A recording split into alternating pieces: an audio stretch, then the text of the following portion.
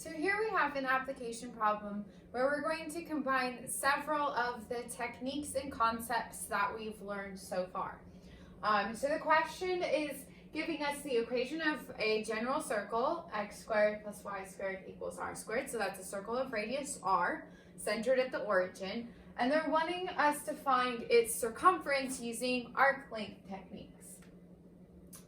So since it's telling us to use arc length techniques, we know we'll be eventually using this arc length formula, but we need to figure out how we're going to use that and what our values are going to be within that formula.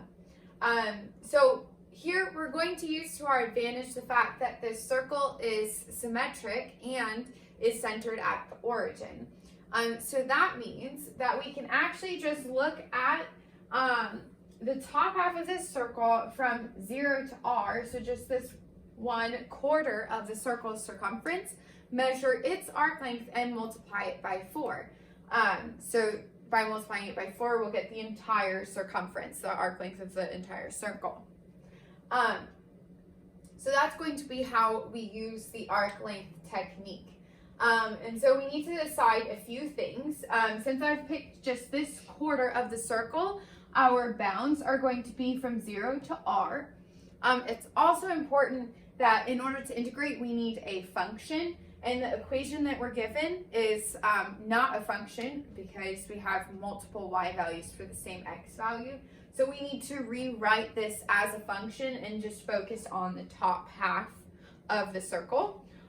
So in that case, my function f of x is going to be the square root of r squared minus x squared, and we get that just by solving for y. And looking at the positive side, since we are working with the top half of the circle, we're looking at positive y values. So this is going to be my function for the purpose of this arc length formula. And the last thing we need for the arc length formula is to find this function's derivative. So f prime of x in this case is going to end up equaling negative x over the square root of r squared minus x squared. We get that just by using the chain rule like we did in Calc 1.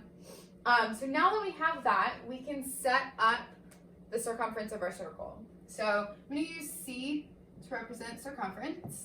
It's going to be 4 times, because remember, we're just measuring the arc length of that quarter of the circle, so we need to have 4 times our arc length. The integral from 0 to r, those are my bounds, of the square root of 1 plus negative x over the square root of r squared minus x squared squared dx. So now that we have our integral set up, we need to check to make sure it's not improper. So we look at the bounds first. 0 and r, those seem to be fine. We don't have infinite bounds. Now we need to look at our function. Is this function discontinuous anywhere? And it is discontinuous at both r and negative r. Because if we plug in r here, we're going to get a denominator of 0, which we can never do. So that's going to be a problem. So negative r we're not worried about. That's not within our bounds, but r is one of our bounds. So we're going to have to rewrite this as a limit. So let's go ahead and do that. So our circumference is going to be equal to 4 times the limit as t approaches r from the left. The integral from 0 to t of the square root of 1 plus negative x over the square root of r squared minus x squared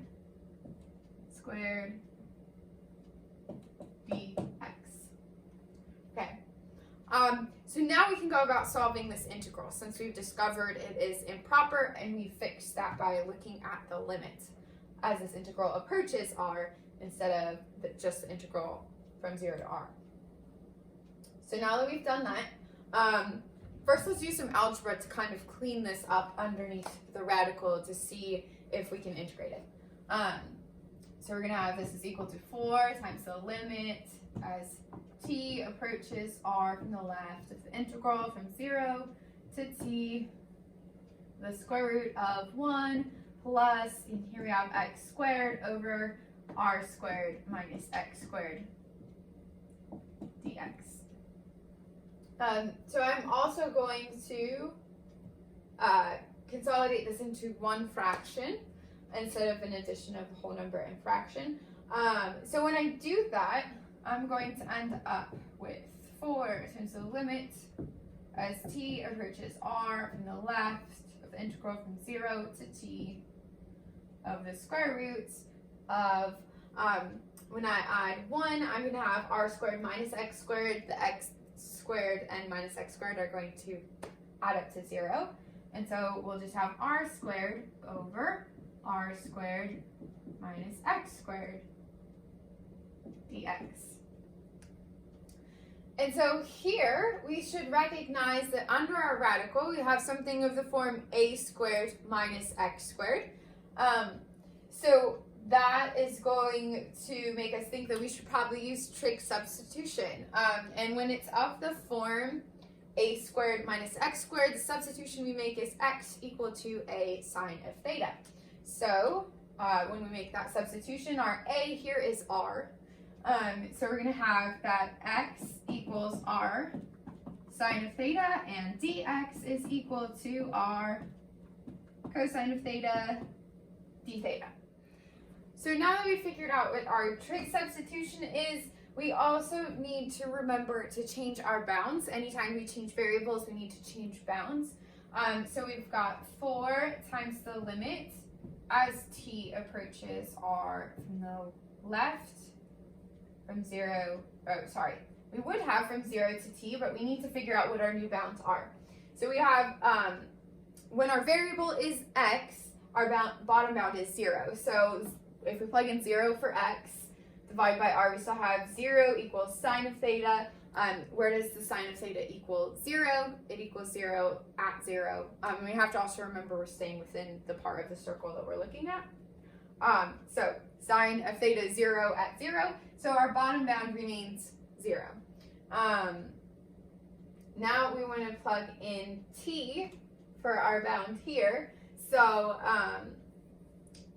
when x equals t, then we want to look at where the sine of theta equals t over r. And so I'm just going to write it like that. I'm going to write the inverse sine of t over r.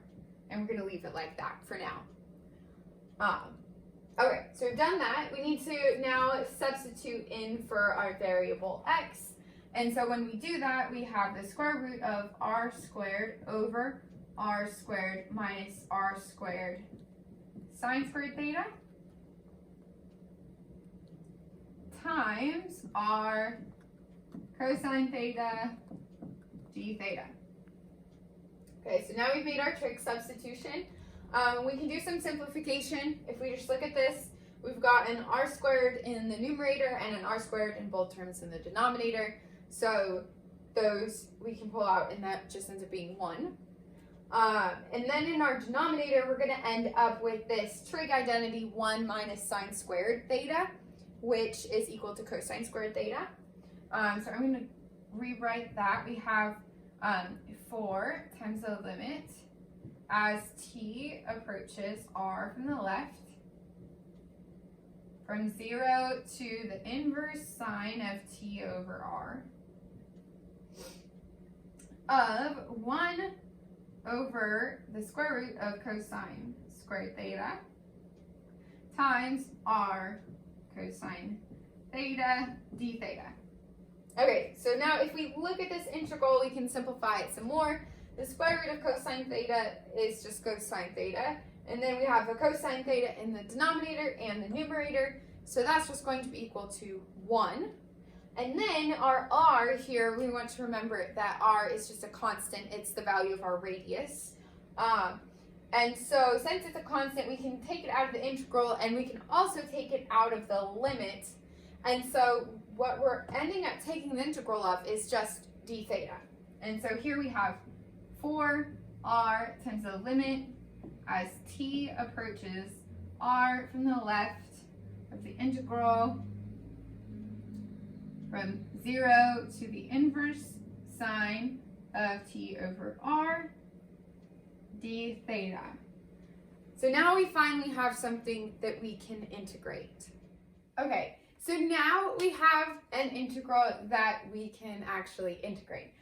So after all of that algebra and trig substitution, we end up with just the integral of d theta. And so since theta is our variable, when we integrate this, we're going to get theta. So we have 4r times the limit as t approaches r from the left of theta evaluated from 0 to the inverse sine of t over r. Okay, so now we'll evaluate theta at these values. And we get 4r times the limit as t approaches r from the left of the inverse sine of t over r, and then minus 0 is just 0, so that's it. So now we'll look at this function and see if we can evaluate the limit of this function. So we're looking at what happens when t approaches the value r from values less than r. And so as t approaches r, inside these parentheses we get r over r, which is just 1. And the inverse sine of 1 is pi halves. Now there are multiple places where the sine of where the sine of an angle is equal to 1. But we want to think about within our original bounds of what we started with. And so in that case, it's just pi over 2. So when theta equals pi over 2, the sine of theta is 1. So the inverse sine of 1 is pi over 2. So that's what we get for our limit here. So we get 4r times pi over 2. And then if we simplify this, we get 2 pi r, which should be the regular equation for the circumference of a circle that you remember from elementary school. So then when you get to this point, you can know that you've done it correctly because we came out with the right answer. This problem is a really good application problem because we were able to combine several things. So we used arc length, we also used improper integration, and we used trig substitution. So it's a nice review of many of the things that we've learned so far.